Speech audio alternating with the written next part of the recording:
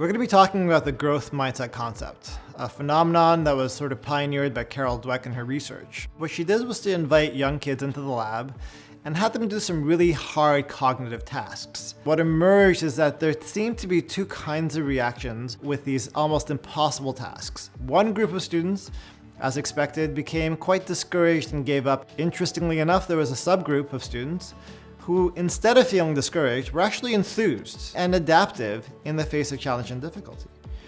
That began the work on this notion of how our beliefs about our own intelligence actually play out in really important ways. One kind of thinking is known as a fixed mindset, when your belief is that your intelligence is fixed and that there are innate differences between individuals that just are not changeable.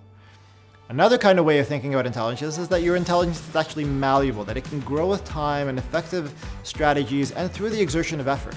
When things get hard, if you believe that your intelligence is fixed, then you might conclude that if it's hard for you, it must mean that you're not one of the smart ones, so why bother? Instead, if you have a growth mindset, you might start to see that the exertion of effort and the demonstration of difficulty means that you are learning something. And that becomes the evidence that you are getting smarter. The common rendering is that having a growth mindset is good, so you should have one.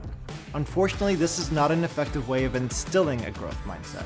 In order to really fundamentally and meaningfully instill a growth mindset, we have to think critically about what are the things that we value as the outcomes. Thinking about what are the things that I can augment in their value that shows the value of the process, that shows the value of the effort, and shows the value of including and taking advantage of effective strategies